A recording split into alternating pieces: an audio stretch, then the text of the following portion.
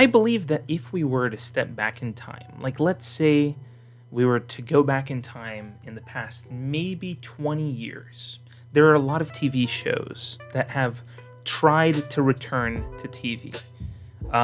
More recently, we had shows like Scrubs, which just returned to TV after a long time. Obviously, one of my favorite shows being The Office had sort of its own revival now in the paper. But I feel like all of these other shows that have returned, they haven't returned to their full former glory. And I mean, it's really tough to go and like rebuild a show that was super popular and rebuild it from almost the ground up and actually establish itself as a show again, once again, as an incredible show. And I have to obviously say that amongst the shows that I have watched that have tried to come back, they haven't been great. Now, I'm not a huge fan of Scrubs, so I didn't watch Scrubs, but I did watch The Paper, and only in few instances did that actually work for me. But I do have to say, with all honesty, I think I believe I have found the best revival of a show that I've ever seen. And that is in the form of Dexter Resurrection. Now, two really quick things. First thing, I will be mentioning spoilers, so I just wanted to let you guys know, if you haven't watched the show, or if you're someone who is going to take their time to watch the show, I don't want to spoil anything for you. So if you do not want to hear any spoilers, please click away and then come back and we'll talk. But that's the first thing that I want to cover. The second thing I want to cover and give you a little bit of context is that I have been a fan of Dexter since the very first season. Since the very first season, I have been a fan. I did start watching Dexter around the time where it was already in its sort of like 6th or 7th season is when I started watching Dexter. I remember that I still watched Dexter like week by week, probably like maybe 3 or 4 years before it ended. But I did start watching the show, I think it was in the 6th or 7th season, but I started it from the very beginning and I binged the entirety of that show. And I do really believe that it's still one of the best shows in the past 20 years that came out.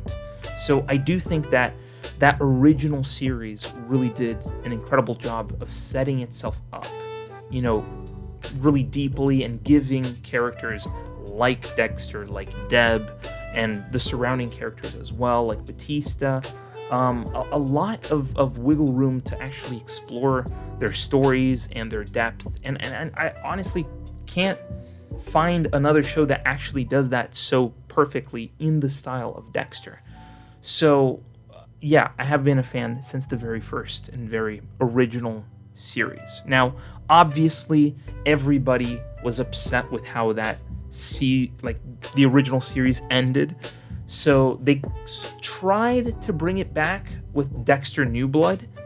Now, sure, that was a mini-series, but it is vital to understand what happens in that season. And in that one, I think it was 8 episodes or 10 episodes. I don't remember. But those 8 or 10 episodes that was Dexter New Blood help sort of understand where things were and where he ended up and how things were going for him. I watched Dexter New Blood, but to say that it fulfilled me to the echelon of Dexter, it didn't.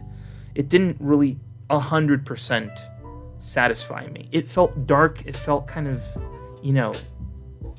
I don't know. It felt almost cold in a way, even though, pun intended, it takes place in a place that's cold, but still, it just didn't fulfill me to the highest degree. Let's put it that way. I want to keep it as clean as possible here. So yeah, they did that. It had its ending. Technically speaking, Dexter died, and that was it. And even then, people were still not fully satisfied. So when I heard about Dexter Resurrection, I was like, okay, fine. We're going to go back to Dexter New Blood and that sort of whole story, and it's going to be cold, and it's going to be like, I don't know, it's going to stretch on for 8 episodes and just drag on and on and on, and maybe have like 1 or 2 good episodes, and that's it. That's how I pictured it in my brain. Oh my God, was I wrong? Because this is way past peak Dexter. I wanna preface this by saying this is probably the best season of Dexter since I would probably say season 7, season 8 of Dexter. Like, we're talking about like back when Hannah McKay was in the story, you know, and obviously like maybe like the Lumen story that we saw like back in the day. Like, all these bits and pieces are like incredible, but I feel like this is like past any peak that the other show had. This is amazing. Oh my goodness, I am just absolutely blown away with what they were capable of doing to Dexter. Let's start off with the writing. The writing is absolutely sharp, precise. It feels like classic Dexter. Once again, it feels like you are in his brain. And mind you, I love the inner monologues. The inner monologues that play out in his mind as he's seeing situations play out. I love that. And the writing is so sharp, quick, it's witty. There's a lot of comedy. There's a lot of moments of heart. I'm telling you, this season of Dexter is possibly one of the most emotional in certain instances, because you're finally seeing Dexter become a dad, truly become a dad, not like cold-hearted as he was in like the original series. Now he's starting to understand, no, I have to take care of my child, I have to take care of my kid.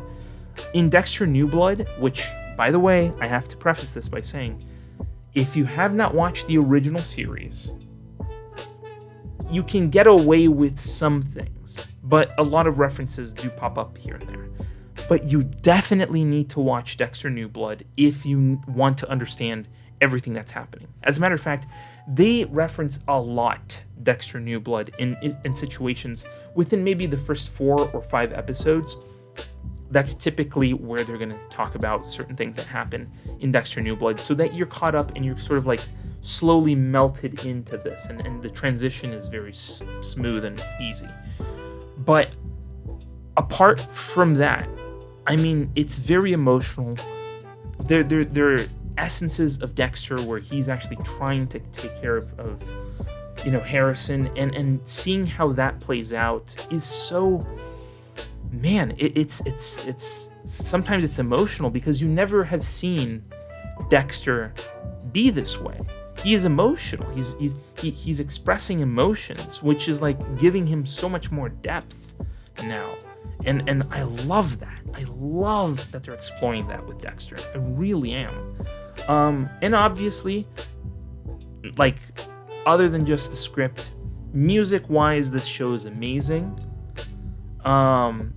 Staying Alive plays probably 4 or 5 episodes, because, the new captain and head of police, she's always listening to Staying Alive in her headphones to help her focus. And then it pays off in the end, because then she hears the song at a party, and then ultimately she goes and dances to the song. I mean, I love that.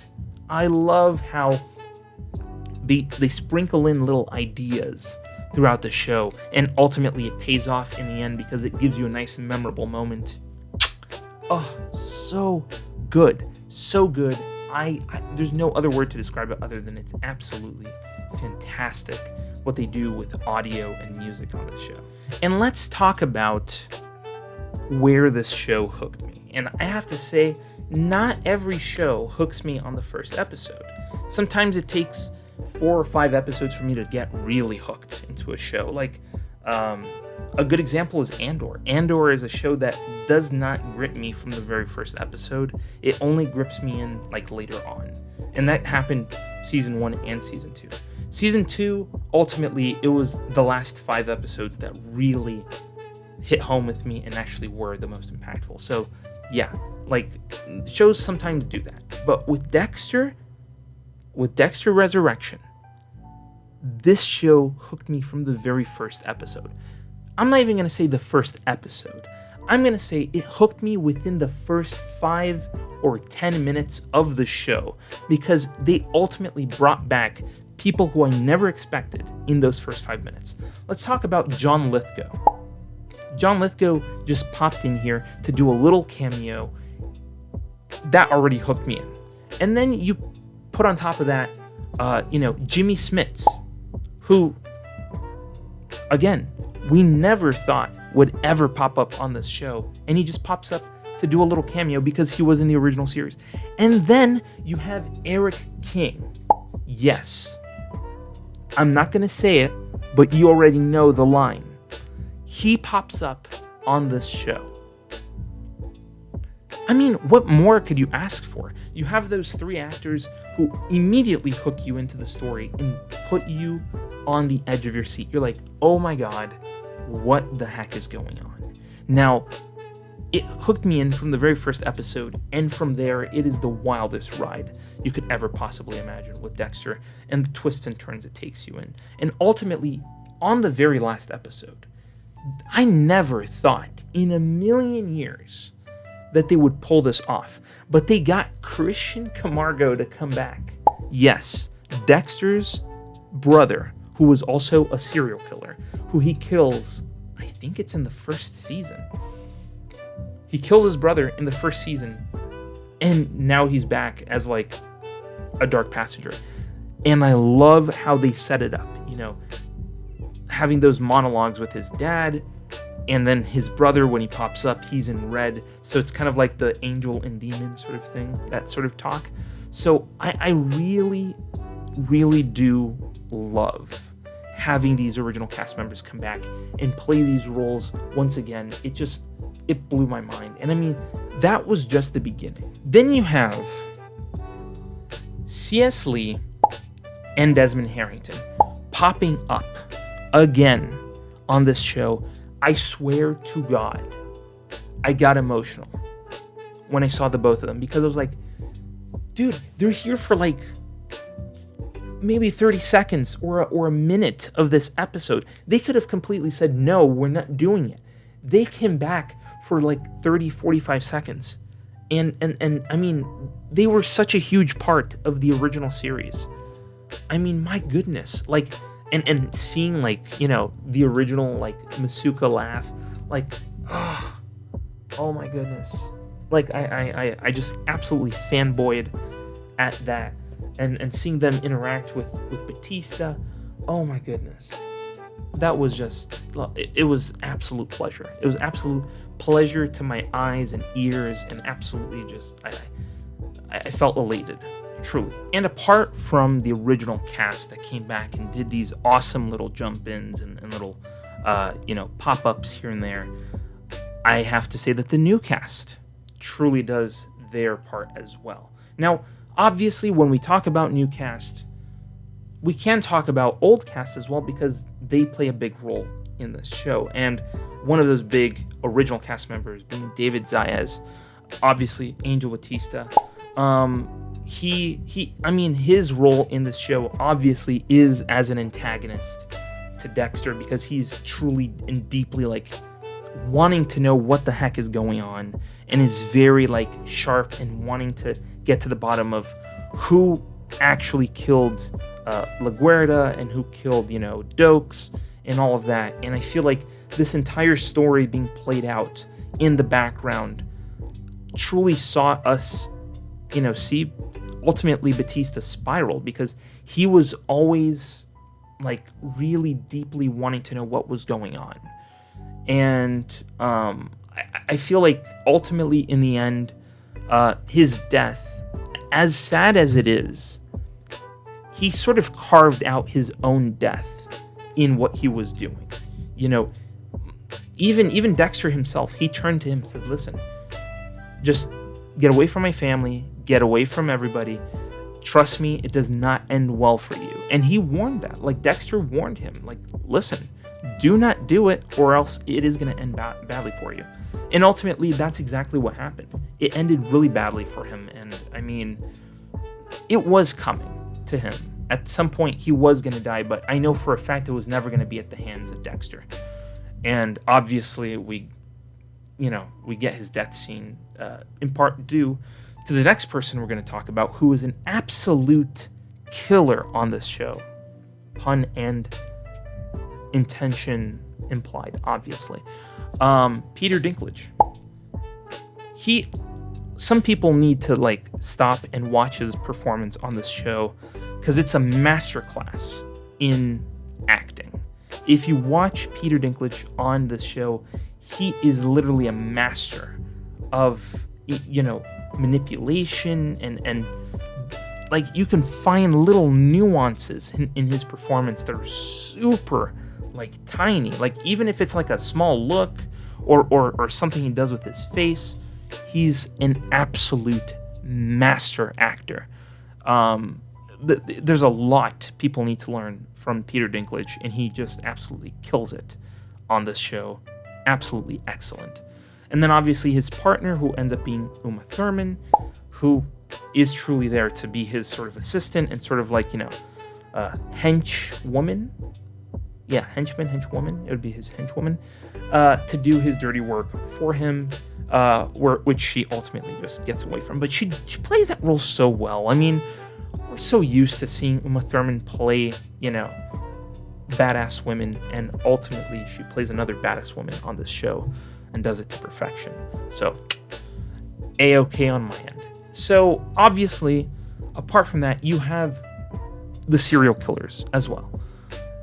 You have Eric Stone Street, who plays like this dad who ends up being Rapunzel, who is, the serial killer that goes after women and cuts their hair because he likes ponytails. Weird fetish, but anyway. He plays that role of the dad who's trying to, do well by his family and all of that. But luckily, we are going to possibly see a death scene for him because he gets away in the end. But we do get death scenes for other people. So, David Dalmatian, honestly, when I heard of the Gemini Killer, I thought, okay, we got one guy, we're good, we're done. And then, obviously, it was in the name all along. Gemini, aka twins. They had twins as killers on the show. So when Dexter kills one Gareth, he has to kill the other Gareth as well. Brilliant play on this. And how he gets around the situation of being able to navigate kills on this show is super creative. Whether it's being manipulative or trying to find a way of escaping, he finds a way of killing people, and Dexter kills him in a very creative way. Both versions of Gareth, him and his brother. So very interesting having David Dalmatian play this sort of like creepy, almost, yeah, whatever, and I know what I'm doing. Kind of like that sort of staunch sort of prick. So he does a great job. And then we have, as one of the killers, Neil Patrick Harris, who doesn't last an episode on the show. He shows up for one episode and dies in the very same episode. Hilarious seeing him on the show, how it ends for him in the end. Absolutely amazing. And deep down, I can tell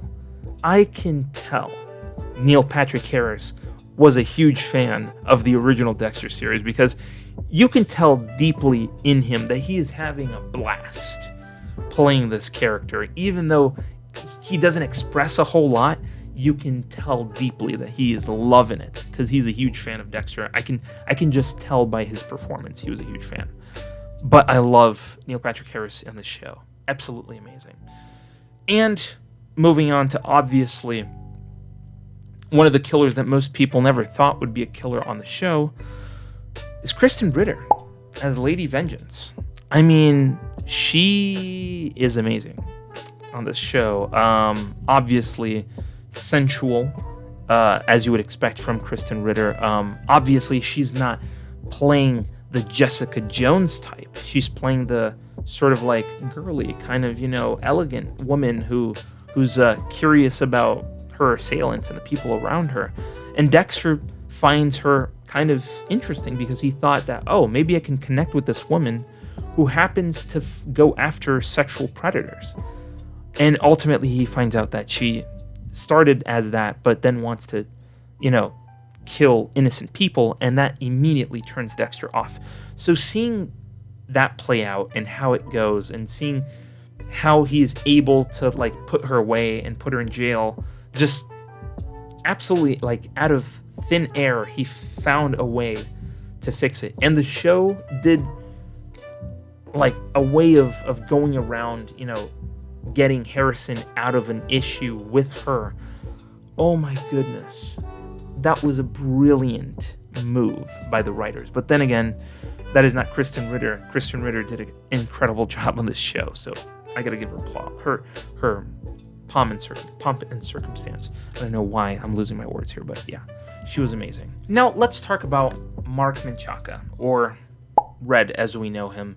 When I first saw this guy, as the Dark Passenger, which I think was brilliant on the part of the writers to come up with that idea. But the Dark Passenger as him, when I first saw him, I was like, why is Dexter in a hoodie trying to kill people? Like, immediately when I saw him, I was like, oh my god, he kind of looks like Michael C. Hall. So I was totally surprised and caught off guard. And then when we see him in the light of day with the light, you're like, oh, okay, so he does kind of resemble Michael C. Hall on purpose, because ultimately that plays into the writing later on. Brilliant part in the writing of this specific character as the Dark Passenger, and Mark did an incredible job. And one of the hearts of this show, the core inspiration for Dexter to be a good dad and be there for his son, is Blessing, played by, and I hope I don't butcher the pronunciation of his name, Intare Guma Imbaho Muena. I honestly absolutely love his portrayal on this show. Being the family man, hoping that to keep his family together, trying to, balance life, also being like a rideshare driver and try to, work through life's, problems, and having Dexter be that guy for him, and to truly like inspire Dexter to be a good dad to Harrison. And I think his role is so essential to the show, so important. I really hope he's back for season 2, because I feel like he's an essential part of this show, and I just love his energy. Like, whenever he's on screen, he's amazing. He just feels like the dad that you want to like have around, and he has that big dad energy on his face, and always smiling, and even in the big in-depth moments, he's super strong and amazing, and I just love his performance on this show. So huge props to him. And we also have to talk about our sharp, precise, almost sniper-like police officer as Katia Seraf. She is absolutely amazing on this show. Super sharp, super, quick, on her toes. I mean, the writing helps, obviously, but it is her acting skills that really put that character where she is. And she's super fast at catching things and putting things two and two together. She is a great addition to the show. You need a character like this to keep you on edge, and she is perfect in this role. Absolutely perfect. She elevates your anxiety, and you, like, in part, you don't want her to catch Dexter, but at the same time, it is her job to find criminals. So I mean, like, she's gonna be on the edge every moment. Like, she's always going to be like maybe like one step behind Dexter before like she can possibly get him, but Dexter's always quick enough to get away. But she's absolutely amazing at putting that portrayal on screen. So kudos to her. And now we are at our final three, and I had to leave the best for last. Let's talk about Jack Alcott.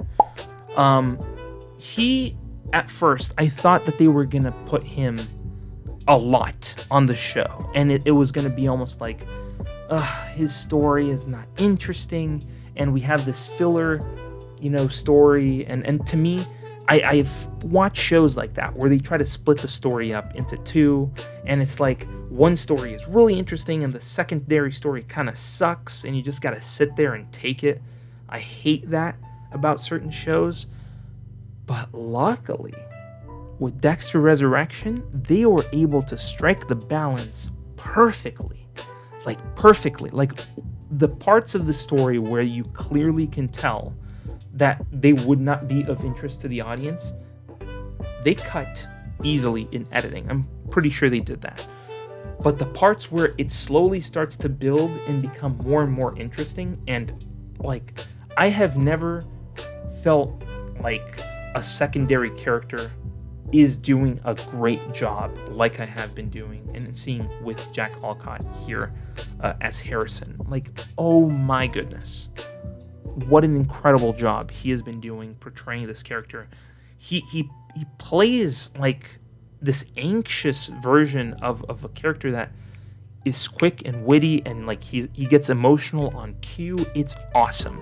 He's amazing on this show, and I would have never thought I would say this, but I'm so excited to see him in season 2. And obviously, what is a dark passenger without his angel? And obviously, that is James Remar. Being the voice of reason in Dexter's head, man, it just feels like we're back home. Like honestly, like seeing him interact with Michael C. Hall as Dexter and having those interactions, honestly, it feels like home when I see that, because I know that that's the feeling that we got in the original series, and coming back and having that connection once again is so good. So good. And he's amazing on the show. Sharp, witty, the writing just helps. But his acting skills really push the boundaries, and I just love it. And obviously, I wanted to save the best for last, because there is nobody in this world that I could possibly think of that could play Dexter, and that has to be Michael C. Hall. He is still on point. On point. It feels like a car, or no, better yet, it feels like an instrument. Like, his acting with Dexter feels like an instrument that you haven't played in a really long time, and it's like you're finally returning to that instrument. And it's amazing.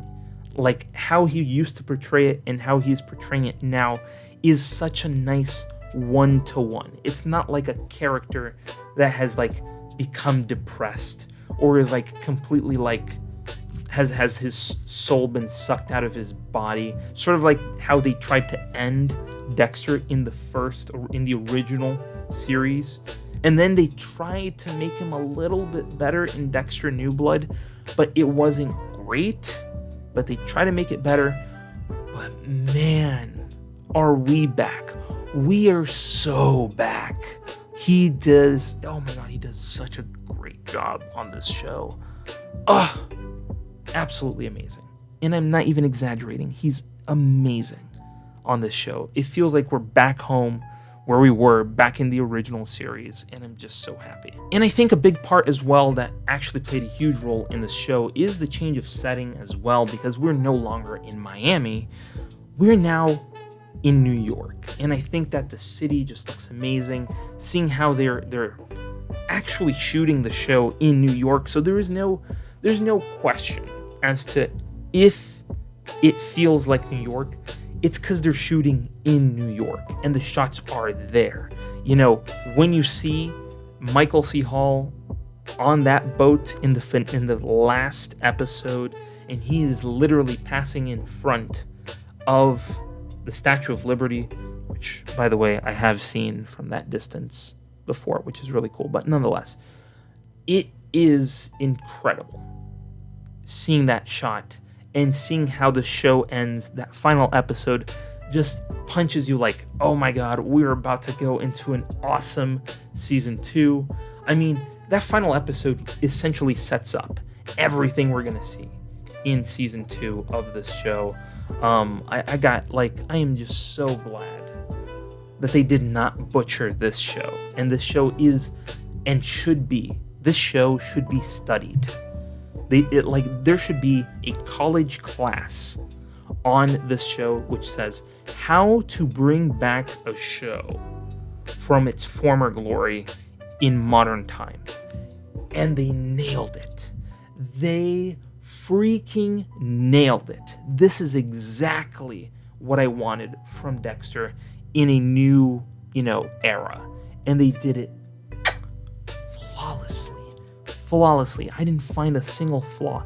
The pacing is amazing. The music, the casting, everything is amazing. I can't find a single flaw.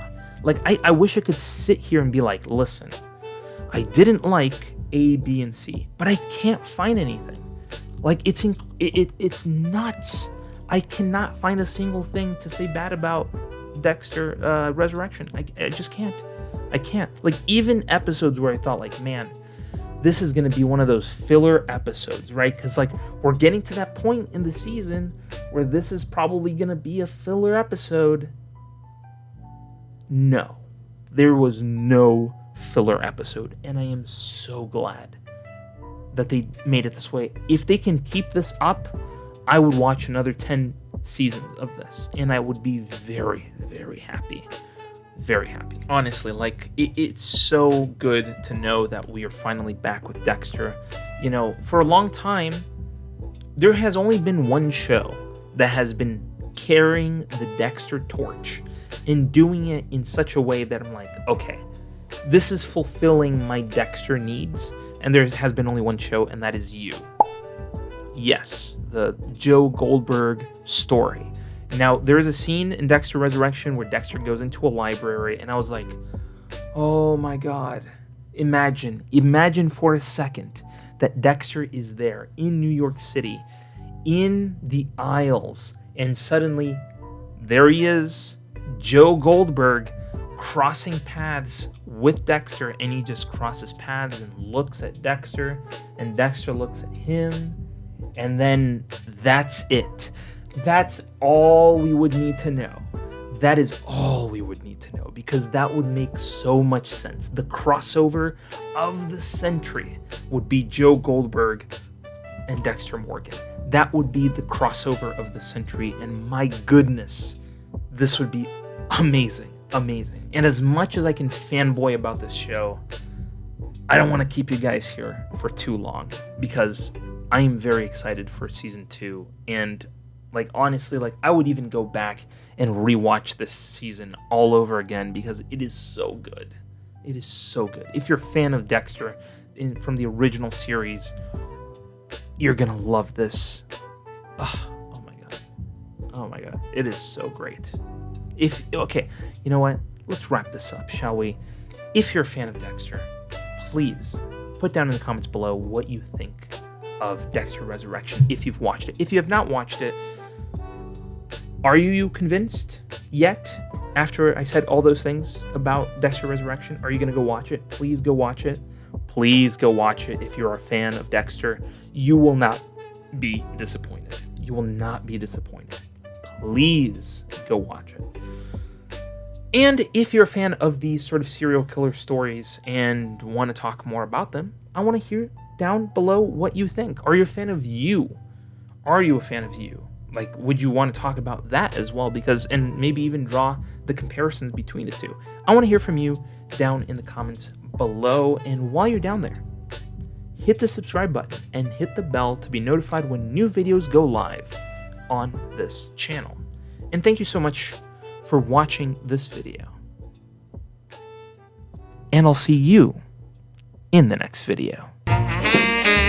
Scrolling through YouTube, same old routine. Movie savant, what a scene. Trivia bombshells dropping knowledge like rain. Forget the dishes, gotta watch it again. Movie buffs unite, savants to place. Subscribe and hit the bell, don't leave a trace. Next level knowledge keeps you in the loop. Savants got the scoop, ain't nothing to recoup.